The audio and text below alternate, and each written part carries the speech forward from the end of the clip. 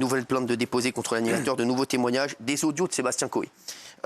Et Augustin Donadieu, journaliste CNews, nous en dit plus ce soir. Mais avant tout, regardez les premières déclarations de Sébastien Coé suite à cette nouvelle plainte. Écoutez. C'est très facile de détruire quelqu'un aujourd'hui. Vous mettez des gens qui décident par jalousie, par cupidité, pour avoir de l'argent, de monter un complot et de balancer des faux témoignages, et vous obtenez ce qui se passe aujourd'hui sur moi. Donc il y a 3 mois, on a réuni toutes les pièces prouvant qu'il y avait extorsion de fonds. Cette situation commence à me fatiguer. Donc je vais me battre très fort pour que la vérité éclate vite, vite, vite. On va sortir tous ensemble de cette période de mensonges, d'histoires grotesques, et j'ai hâte de vous retrouver.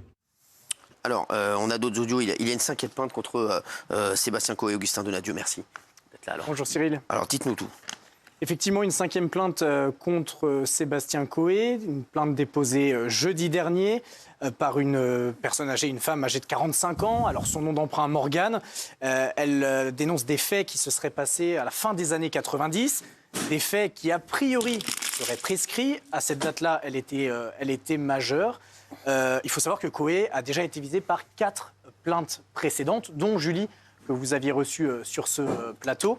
Ce qui est intéressant et important de signaler aux téléspectateurs, c'est que voilà, cette 5e plainte, les faits sont a priori prescrits. Mais selon la loi de 2021, la prescription pourrait être glissante. Autrement dit, lorsque l'auteur présumé d'une agression aurait réitéré, je parle au conditionnel, puisqu'évidemment Coé est toujours présumé innocent à l'heure à laquelle je vous parle, si l'agresseur présumé a réitéré cette agression, eh bien la prescription ne démarrerait, le délai de prescription ne démarrait qu'à la fin des actes suivants, si vous voulez, des agressions suivantes.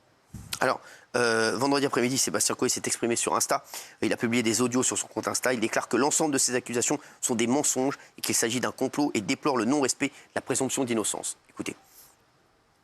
Je vais rajouter à ça, si vous le permettez, tout ce qui va avec. Vous l'avez compris, la perte de l'émission, la perte d'une société, le licenciement de plus de 20 personnes avec des mensonges. Et tout le monde marche sur la présomption d'innocence, hein, évidemment. Tout le monde la piétine. Tout le monde s'assoit dessus. Donc c'est extrêmement facile de faire ça de nos jours. Et c'est absolument terrible et désastreux, avec des dommages collatéraux pour les enfants, pour la famille, qui sont horribles. Alors, il y a eu un ligne rouge intitulé Coé et les femmes qui l'accusent sur BFM TV vendredi soir. Coé a répondu, a réagi donc à ce ligne rouge. Plusieurs femmes ont témoigné contre l'animateur, Julie qui était sur notre plateau, mais aussi Mathilde, une autre plaignante qui, jusqu'à aujourd'hui, ne s'était pas exprimée à la télé. Regardez. On monte dans sa voiture, je me tourne pour prendre ma ceinture, et au moment où je me tourne pour attacher la ceinture, je me rends compte que M. Coé a sorti son sexe. Donc évidemment, je suis très choquée. C'était en toute honnêteté la première fois de ma vie que je voyais le sexe d'un homme d'aussi près. Je ne bouge pas, je me sens paralysée, je ne sais pas quoi dire, quoi faire. Est-ce que c'est une blague? Est-ce qu'il va rigoler? Je me sens très oppressée. Il se rapproche de plus en plus de moi. Et là, il me dit quelque chose, style même pas un petit bisou. Je dis non, non, non. Il voit qu'il n'obtiendra rien de moi, donc il se rhabille et on part. Ils ont également récolté des témoignages d'ex-collaboratrices de l'animateur. Elles dénoncent toute une ambiance hyper sexualisée. Alors forcément, ce ligne rouge était forcément à charge, comme tous les reportages qui sont faits sur les animateurs ou sur les personnes visées par des enquêtes. Et forcément, ils se disent toujours que ça marchera mieux quand c'est à charge que quand c'est pas à charge. Regardez. Demande-le. Et c'est vrai que, voilà, alors... Ensuite, regarde ce qu'ils ont fait. Ils ont publié aussi un audio de Coé qui parlerait de son addiction au sexe. Donc forcément, ils ont tout récupéré. Et c'est vrai que c'est incroyable, BFM TV. C'est le petit là, Duhamel, là, le stagiaire. Là, Ils l'ont reçu il y a quelques je sais semaines. qu'il avait reçu, qu'ils avaient fait des pieds et des mains pour avoir Coé en interview. Et derrière, ils le fracassent. C'est vraiment, c'est des génies. J'adore ça. C'est un truc qu'on fera jamais, nous. Voilà, je vous le dis. C'est vraiment, c'est ça. Mais c'est Benjamin Duhamel. Ça le symbolise. Voilà, Benjamin Duhamel, qui était encore très très mauvais hier avec Marion Maréchal ou je sais plus quand. D'ailleurs, il s'est fait fracasser sur les réseaux sociaux. BFM TV, vous êtes une chaîne sérieuse. Vous êtes première ou deuxième chaîne d'infos. Mettez des gens solides, sans rigoler. Arrêtez de mettre des stagiaires. C'est honteux sur les réseaux. C'était catastrophique. C'est un stagiaire. Il est catastrophique. Et Benaïm, arrête de faire s'il te plaît, pour dévendre tes amis journalistes. J'ai le droit de donner mon avis. Oui, bien et sûr, tu donneras ton avis si tu veux. Vous êtes dur avec Benjamin. Je te dis, Benjamin, si c'est ton ami, va travailler avec lui. Regardez. Voilà. Nous nous sommes procuré l'enregistrement d'une conversation. Voilà, bon, alors ça, ils ont repris. Et ma mère vous le dit, je le déteste, Benjamin Duhamel. Dire si elle le voit, elle va lui mettre un molar, c'est sûr. Je la connais, moi je la connais. Alors, Julie, la première plaignante dans l'affaire Coé, a décidé de répondre à l'animateur. Elle nous a fait ce message audio en exclusivité pour TPMP. Écoutez. Alors, je réitère encore une fois, la justice se fera. D'ailleurs, il le dit très bien dans ses messages. Par contre, voilà, encore une fois, je n'ai jamais parlé d'argent, que ce soit avec mon avocate ou avec qui que ce soit d'ailleurs. J'ai jamais parlé d'argent. Son extorsion de fonds, je ne sais pas d'où il la sort. Et d'ailleurs, la justice nous le dira et rendra son verdict. Moi, je fais confiance à la justice. Et il n'y a qu'une seule justice. C'est pas celle médiatique. Alors, Augustin, aujourd'hui, est-ce qu'il y a d'autres plaintes en préparation? Il semblerait, au conditionnel, qu'une plainte serait en préparation. Alors, on ignore encore la teneur de cette plainte. Il pourrait s'agir d'une plainte dans la lignée des 5 précédentes.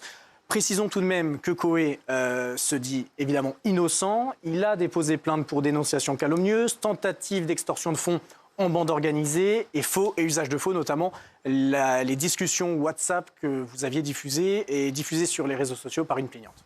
Gilles. Il y a une 6e jeune femme, effectivement, qui s'est manifestée. Maintenant, il faut voir si elle ira jusqu'à la plainte. Voilà, c'est pas encore sûr. Manifester, c'est-à-dire? Elle est sortie du silence pour contacter un proche d'une des plaignantes. Voilà, il y a 5 plaignantes. Il y en a une qui a un ami, ils ont un ami commun, et elle a dit moi aussi ça m'est arrivé, et donc du coup il est possible qu'elle aille plus loin. Pour le moment on en est là.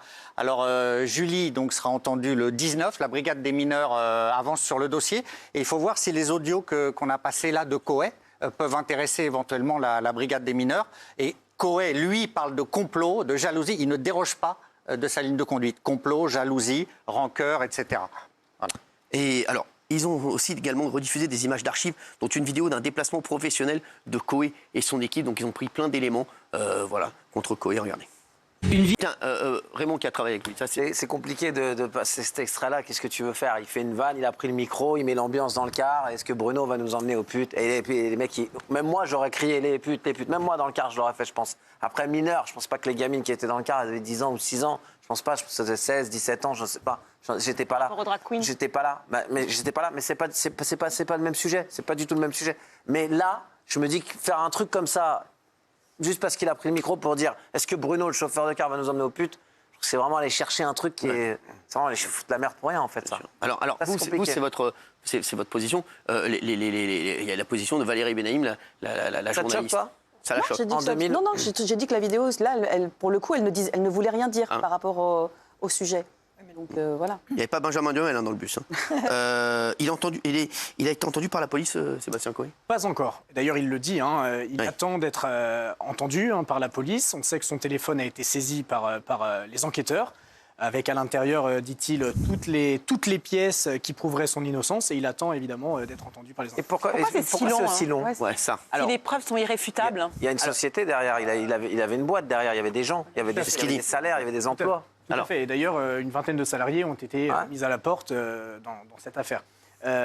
Pourquoi c'est si long? Je n'ai pas vraiment la réponse. Les enquêteurs doivent être en train de travailler sur le dossier. Ce qu'on le sait, c'est qu'il y a une enquête préliminaire qui a été ouverte. Cette enquête peut durer 2 ans et renouveler 1 an supplémentaire. Ça peut être encore plus long, sachant que l'affaire a commencé en novembre dernier. Gilles. En fait, là, ils sont sur les victimes, on va dire victimes présumées. C'est-à-dire qu'ils ont entendu, par exemple, la famille de Julie, ils vont entendre Julie, et une fois qu'ils auront tout ça, ils confronteront Sébastien Coé à tout ça. Alors, ils ont tout dans des scellés, ils ont tous les téléphones de Julie, de Coé, ils ont tout saisi. Donc voilà, ils ont du matériel. Et de son côté, il faut le signaler aussi, Coé se plaint du fait que sa plainte à lui, vous savez, il avait porté plainte, par exemple, pour tentative d'extorsion en bande organisée. Eh bien ça n'avance pas, et lui se plaint, il dit moi je ne peux plus travailler, ça n'avance pas, quand est-ce que cette histoire avance? Mais pour le moment, la brigade des mineurs est prioritaire, et elle enquête sur les affaires...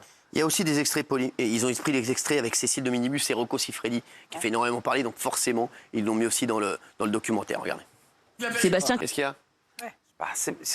Oui, on peut être choqué. Mais d'abord, c'est 2006, ça fait 20 ans. Il ne faut pas regarder aujourd'hui ce qu'on voyait il y a 20 ans, ça se faisait. Et là, ils sont malhonnêtes parce qu'ils disent Sébastien Coé. Mais il y a Miko, il y a Cartman, il y a toute l'équipe. Tout le monde déconne avec Cécile. Alors c'est bien, c'est pas bien. Voilà, chacun va juger. Mais là, ils disent Sébastien Coé. Mais il n'est pas tout seul, c'est toute l'équipe. Et c'était comme ça tous les matins parce que c'était des émissions qu'ils faisaient en public et en direct le vendredi, je crois, il me semble. Et c'était comme ça, c'était le délire et ça partait dans tous les sens. Maintenant, quand on regarde. Maintenant, c'est ce que j'allais dire. En 2024, quand je vois ça en 2024, je me dis non. Oui, mais il y a 20 ans, la femme ressentait la même chose quand même. Je suis d'accord, mais c'était. On va le dire. Regarde les émissions de 2002. Avant de vous dire au revoir, je vais donner un cours du soir. Je vais donner un petit devoir pour Valérie Benaïm pour demain. Allez-y. Vous allez méditer sur cette phrase. Les amis de mes amis sont mes ennemis. Vous méditerez là-dessus et vous nous ferez un exposé demain soir. Merci Augustin. Allez, tout de suite, c'est Magellan sur scène.